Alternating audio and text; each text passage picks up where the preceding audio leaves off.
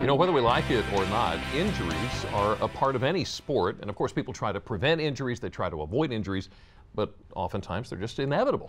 Yeah, love for the sport pushes many athletes through recovery and gets them back on the field. But sometimes it can be more difficult, especially if the obstacle is a physical or cognitive condition largely out of your control. Well, Nick Gulch is a high school golfer.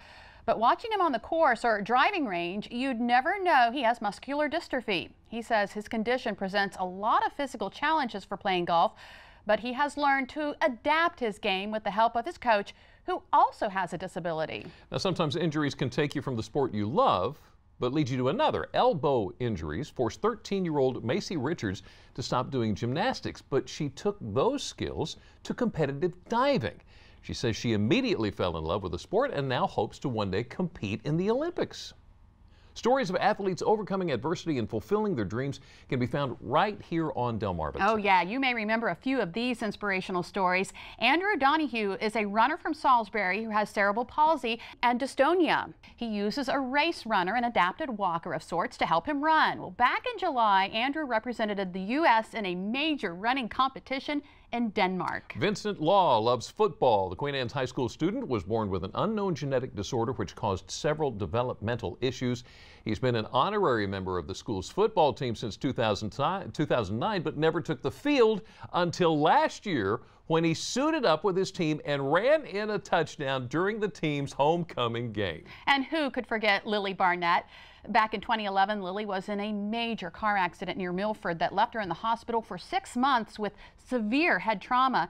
She went on to take up indoor rowing during her recovery, and she excelled at it. Back in March, she earned first place in the LTA Physically Impaired Junior Division at the World Indoor Rowing Championship in Boston. Well, several of those inspirational stories were brought to us by WBOC Sports Director Scott Abraham. Scott joins us again today with another amazing story about an incredible young Delmarva athlete. Thank you so much for being here, Great Scott. to see you both. I tell you, that little montage brought back a lot of great memories. So many inspirational stories on Delmarva. Just a joy to cover those types of stories. Now, you've got another one about a junior at Cape Henlopen, right? Yep, his name is Brent Hochrein. Went through a little trials and tribulations, had a tough moment in his life in December, and basically the stories of him recovering and working his way back onto the field on the boys soccer team at Cape. Yeah, it started at the beginning of the year. He had quite a health scare. Tell us about it. Yeah, he was in the parking lot of the doctor's office, and suddenly he just was frozen. Basically, he couldn't move, and he basically collapsed in his mom's arms in the parking lot. Oh my goodness! And they took him up to AI in up northern Delaware, and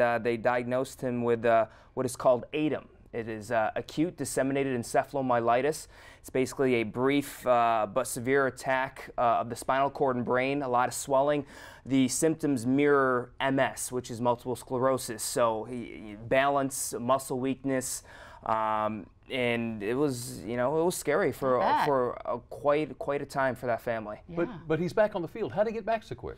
Well, they, obviously a lot of therapy, a lot of turn to faith, and they just, just kept their fingers crossed. They did put him to sleep so his brain could heal. Did a lot of praying. And it was, sorry. It was and when I look back at pictures, I go back to that same feeling of just helplessness. Didn't really know what was going on. I just I woke up and I was like, where am I? What am I doing here?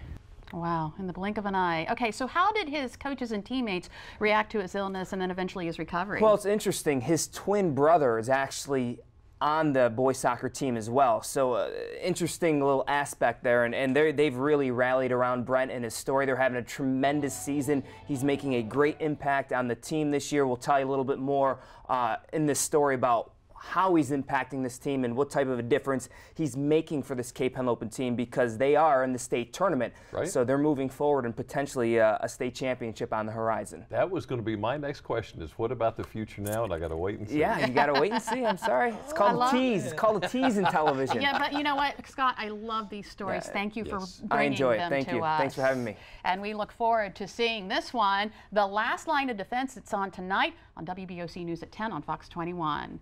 Well, anyone could find themselves in a similar situation trying to recover from a serious illness. How would you pay for it?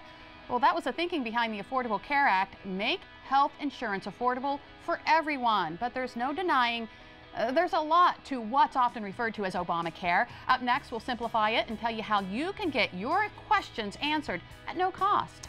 And no matter what the cost, you're going to want to join us in the Delmarva Life kitchen today. We are making a homemade salted caramel sauce that will go with just about anything you have at home, and Scott can't have any. Delmarva Life, we'll be right back. He's going for it.